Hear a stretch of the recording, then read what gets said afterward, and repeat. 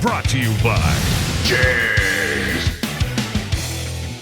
Today in the shop, we're going to be modifying my brake lines using EARL'S professional flaring kit.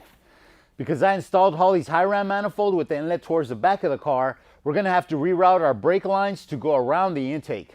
Our plan of attack is to modify our existing brake lines and splice in 2 new sections.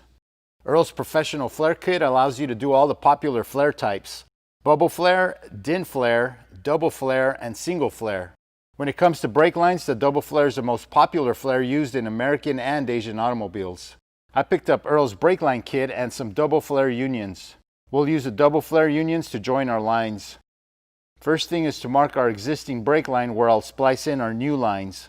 I then trimmed my existing brake lines using a tubing cutter. Make sure to use a quality tubing cutter like EARL'S that has a deburring tool. It's also a good idea to put a slight chamfer on the outside edge to get a nice flare. Remember to install the fitting before you start your flare. We're using 3/16 line, so we'll use a 3/16 die. Sandwich the brake line in between the die, close the setting tab, and while locking the die into place, push the brake line so it's flush with the tab. Fully tighten the die clamp bolt. Open the setting tab and align the turret to the 3/16 operation 1 with the tube. Pull the handle back until the punch bottoms out on the die, then release the handle. Spin the turret over to operation 2. Pull the handle back until the punch bottoms out.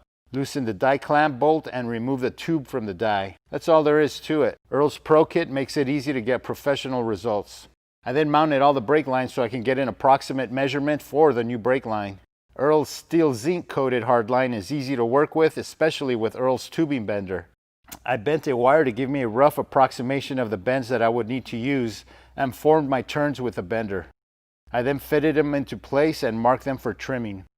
Using the tube cutter, I cut my new brake lines and deburred them and flared them. I installed the double flare unions to trowel fit my new brake lines.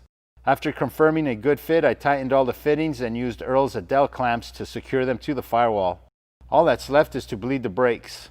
Brought to you by JEGS. Fast Delivery.